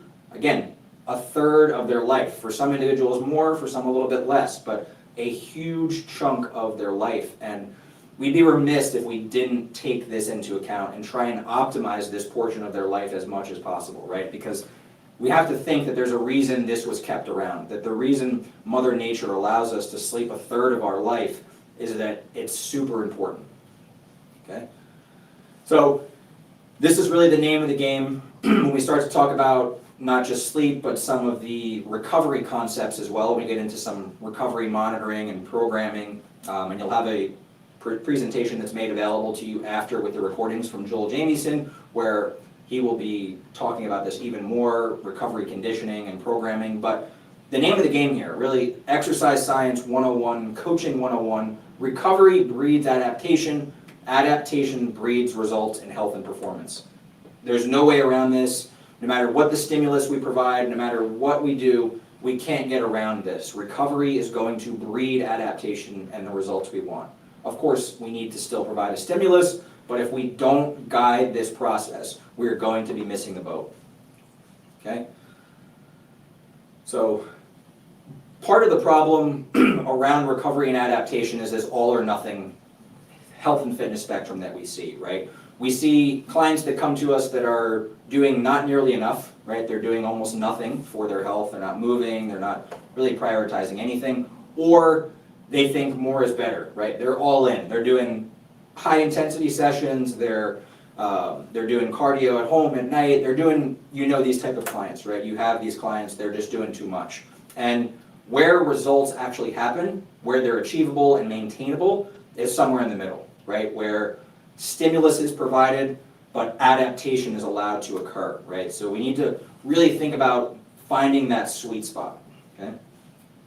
So again, thinking about really the fundamentals of what we do and the fundamentals of exercise science and coaching. We provide a training stimulus. It's a stressor on the body. It causes a temporary reduction in performance or muscle function or whatever it might be, right? Allowing the body to have some type of fatigue response.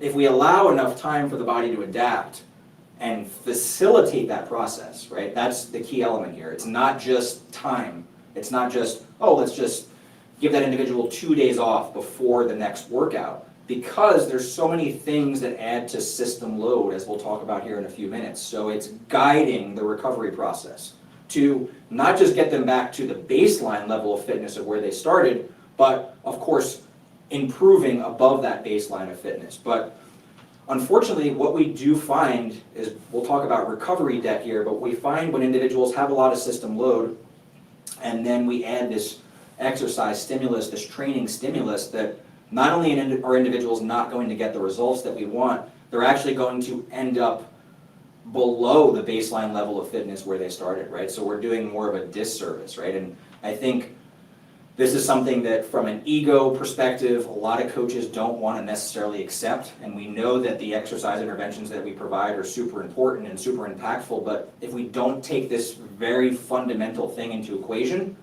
we really could be not only not getting great results, but we could be doing a disservice to the people that we're working with, right? So, talking a little bit about, the athlete side of things, one of the things that I think is over talked about is overtraining, right? This is a term that I think got thrown around a lot, individuals that are overtraining. I like to look at this more from the standpoint of under recovery, right? And we can just see some of the indicators of an individual, or in this case an athlete, being under recovered, right? Restlessness or irritability, decrease in performance, increased resting heart rate. We're going to talk a little bit about some of the subjective things that we can track both around recovery and sleep, but just as an introduction to these things here. But really, again, thinking about this more as an under recovery problem and not an overtraining problem. And ultimately, this is just nuance, right? The terminology is not all that important unless the terminology determines what you do as a result of this, and that's why I pointed out. When individuals focus solely on overtraining, the subsequent interventions that they will make is just to have that individual athlete or person train less. And that's important, right? We need to dial back on that, but we need to understand that it's not just training that impacts their life, right? This is another one of those things that I think as new coaches surprises a lot of the time, right? We're going to talk about heart rate variability in a little bit later today. One of the things that was great for me with heart rate variability, and that I thought would be the case, is that it would impact or be impacted by my clients' training sessions, and that would be the primary thing, right? If we had a hard session, heart rate variability would go down. If they had a non-hard session, their heart rate variability would go back up. And while that sometimes was the case, what I found was it was everything else that impacted their heart rate variability and their system load more than training. Everything else. Their stress, their day-to-day life, their sleep, their nutrition, all of those things, and then exercise the training session, right? So again, not to undersell what we do, but we can't solely look at this as an overtraining problem and just have the client dial back. We need to look at the system load, the bigger picture, and why they are under recovering. Not just under recovering from training sessions, but under recovering from life in general, okay? So here, I love this slide, I use this all the time. When we talk about system load, right, we're talking about a lot of different things here. We're talking about physiological load. A lot of what we talk about as coaches, and I know certainly at Kabuki here, right, biomechanical load is a big thing, right, that's talked about a lot. Force vectors, joint load, right, different things that are engineered here at Kabuki Lab. We're going to look at those external forces and that biomechanical load. And those things are super important, right? But it's also looking at physiological load and understanding that both of those things operate through a relatively similar central machinery, right? Whether you want to look at that as the autonomic nervous system or just the body as a whole, right? There is a fitness fatigue scale here, right, between underloading a system and a failure of the system, right? So all of these things that an individual is placed on load, whether it be stress or cardiovascular demand or joint force load, all these things cumulatively add up.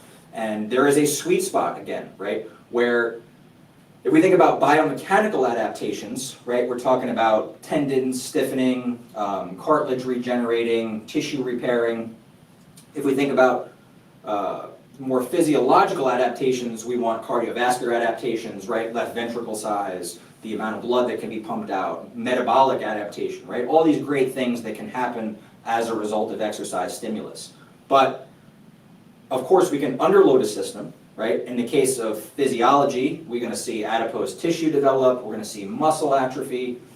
In a biomechanical perspective, tendons are going to decrease in their stiffness, cartilage will break down and degenerate. But what about overloading a system, right? And overloading physiology and overloading the biomechanics, right? To the point of failure, right? Where the immune system can't tolerate things and really becomes deficient and energy is depleted. And of course, from biomechanical load, we see muscle and tendons break down and tear and bones can fracture and all of these things. So it's really, really understanding that you have to find that sweet spot of homeostasis. I think the two of the most valuable but underlooked aspects of coaching and how to maintain results and success as a coach is, number one, how you just establish relationships with individuals, right? How you talk to them and how you can build a connection with them. And number two is how you manage their system load, how you become more well-versed at managing their system load. And sometimes it's an ego check, right? Sometimes it's taking a step back, especially depending on who you're working with, right?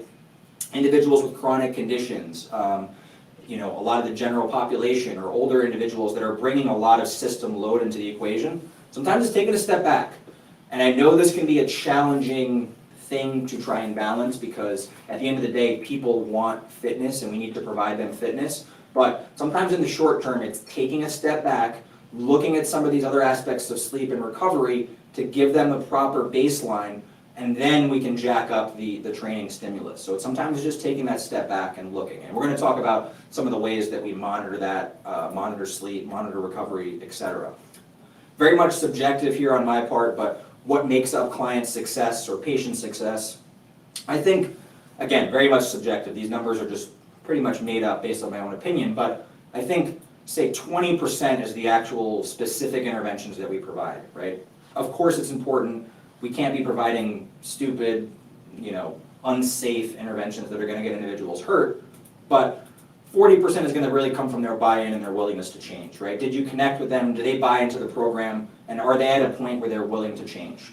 And then 40% is going to be that management of the system load. Can you help them recover and adapt to not just the training that you're providing, but their day-to-day life, right? And I think that's another 40% roughly. So talking a little bit about energy, a lot of these concepts come from Joel Jamieson. Again, you'll get a presentation as part of this after the fact from him where he'll definitely talk more about this, but I want to highlight that there is a finite amount of energy that is available for you, for your clients, and for day-to-day life. And this energy really gets allocated in three ways, right? First and foremost, primary is to keep you alive, right? So energy is allocated for your vital biological functions, right? Your resting metabolic rate, digestion, heart rate, breathing, right? The things that we don't consciously think about, but that keep us alive. Energy goes there. The next is energy goes to our stressors and demands, physical activity, any form of stress, right? To dealing with that. And then what doesn't really have a lot of energy left over is this tissue recovery and adaptation that we're ultimately after, right? And too much of the energy is being allocated to the red side of this arrow and not enough to the blue side of the arrow, right? And as much as it sucks for individuals who have body composition goals and ultimately want to improve their fitness, that's not how your brain prioritizes this energy. The first and most important is always going to be keeping you alive, right? Survival is at the paramount, not fitness, not biceps, not glutes, right? At the paramount is keeping you alive. So firstly, as much energy that needs to go to your vital biological functions. And if an individual is sick, it of course needs to allocate more energy to do that. The next is life stress, all stress, right? Because those things disrupt your ability to be healthy and be alive. So anything that's a disruptor, your body has to prioritize next. And then last is the improvements in fitness, right? The tissue recovery, the adaptation. So we need to make sure that individuals have checks and balances in place for dealing with that life stress. And as we'll talk about, sleep is going to be really the best and most efficient way to do that. One of the things that I think surprises me that still gets talked about is this additive energy expenditure model that's still talked about. And hopefully if you have done your homework and you've been coaching for a while, you know that this is not the case, right? That it's not an additive expenditure model, meaning the more activity that an individual does, the more energy they expend, and it just keeps going and keeps going and keeps going, right? Unfortunately, a lot of the general population still believes this. But what we know is that it's a constrained model, right? There is a cutoff point. There's only a certain amount of energy that's actually available. So if an individual decides to walk 30,000 steps in a day, past a certain point, they're not going to be continuing to expend energy and get the benefit that they're expecting, right? And really, what we find is that above a moderate level, increases in physical activity do not increase total energy expenditure, right? So again, hopefully, as most of you as coaches kind of understand that, but I point it out because a lot of your clients might not, right? So if we think about this, and this comes directly from Joel, but given that our metabolism can only produce a finite amount of energy in a day, no matter how much food they eat, how much rest they get, what do you think happens when we pile on 3, 4, or even 5 high-intensity training sessions a week, right? Coupled with the stress of daily life, and we have something that is really one of the most fundamental concepts to fitness and to why individuals are not getting results, is that they are carrying around a recovery debt. Continually carrying around a recovery debt, and an individual who's carrying around a recovery debt will not get the results that you're expecting, right? So if you're banging your head against the wall, they're exercising more, they're checking the box for nutrition, they're eating more, they're eating right, but they're still not getting results, chances are they are carrying around a recovery debt, okay? So how do we offset that recovery debt? I liken this to a glass of water, right? And the amount of recovery debt is the water within that glass, or the amount of stress. And everybody's glass size is a little different, right? Their capacity is a little different, so maybe some individuals have a taller glass or wider glass, right? All these things matter. But ultimately, the goal should be, what do we as coaches do to pour water out of that glass on a regular basis so that they can tolerate more? To give them a larger, what we'll call physiological buffer zone, right? The distance between capacity and breakdown, right? And this is the name of the game. And, in my opinion, nothing is going to pour more water out of the glass than sleep.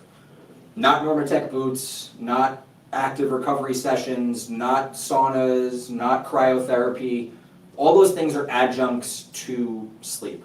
Sleep is the body's natural way of emptying the glass. It's the natural mechanism to try and do this, to offset this recovery debt. So you can't cheat not getting the right amount and right quality of sleep by doing any of these other recovery interventions, right? When we talked about system load, I love this web here from Precision Nutrition, and for a few different reasons. One, it's actually a valuable tool that you can utilize from an assessment standpoint, where your client can draw out from the center which areas are impacting them and just how much they perceive it is. But I also like it because it really highlights just how many elements of stress there are. And again, all these things operate through the same central machinery. All of these things can impact that system load, right? What are some of the ways in which sleep fosters recovery or allows this adaptation to occur? It regulates inflammation. It actually allows tissue to be repaired and grow, right? We've definitely heard that growth hormone is highest during the middle of the night. Cellular repair actually occurs during sleep. Mental and emotional states are regulated. Metabolic health and function. The cardiovascular system is regulated, right? We see BP and blood pressure and blood flow, and the aerobic system all regulated by sleep or during sleep, and then autonomic balance as well. So again, I spent a lot of time talking about all these things because I really, really want to make the case and hope that you take away that sleep is your low-hanging fruit, right? There are a few low-hanging fruit in the industry for you to get better results. I think one is just how you understand how to communicate. Breath work, I think, is a huge low-hanging fruit because of its wide-reaching impact. And then sleep, of course. So I want you to really think about how you can integrate low-hanging fruit into what you do. I think very often in the industry we're after complex solutions, right? We're after complex movement solutions, 8 different ways to do a squat pattern to get the best possible results. But don't forget the foundation, don't forget the fundamentals and the low-hanging fruit that's there, right? For you to really impact your client's overall health and well-being. Because let's talk about the main things before we take a break here. Let's talk about the main things that your clients will come to you with, right? Improved health. Most clients have this on their radar, right? They want to improve their overall health. Sleep will impact mortality risk, chronic disease incidence, mental health, autonomic balance, and improve the effectiveness of other health improvements, right?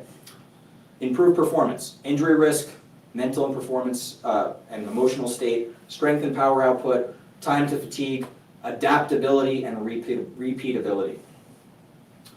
Body composition, we talked a bit about these. Energy balance, caloric intake, energy utilization, cravings, effectiveness of exercise, mindset and emotional state. Pain, right? A lot of individuals are going to be dealing with some form of pain. Impacts on pain intensity, pain perception and experience. Creating a window of opportunity to do more. If you decrease the threshold of how someone perceives their pain, you're opening up a window to do other more effective modalities, whether it be aerobic exercise, strength training, right? So we're going to take a roughly 10-minute break here, and we're going to come back and we're going to talk and dive into the anatomy and physiology of sleep.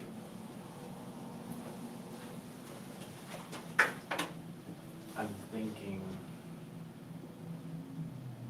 we change the platform What? from YouTube to the Riverside, because I see now that I can actually add as an audience for there. Because there's, even though the connection's great, it's still outputting at a pretty low resolution. Is You there people might- on live or no? We got 5 people Okay. online. Would you be okay with sending them a new link? Yeah, I mean, do you think that's... I think, especially once we bring on Jennifer, I think it'll look better. The only thing is, I sent that link twice. I sent it, when you first sent it, like an hour before, Yeah. and then like right before, like, hey, in case you missed it. So a lot of times I find that like people are not checking their email, and like if they're, like let's say someone's tuning in halfway through the day, they're gonna look for the link, and they'll just like type in my name or whatever, and they're still gonna find that old link. And then we're gonna be fielding questions of like, you know, I'm on the old link, there's no one there, there's... That's true. Okay. So I almost feel like, unless it's like terrible, I almost feel like we have to... Yeah, and the thing is, I don't know if it's why, because it's only live streaming. Like, the recording is great, it's 1080p. And actually, I'm gonna cut this section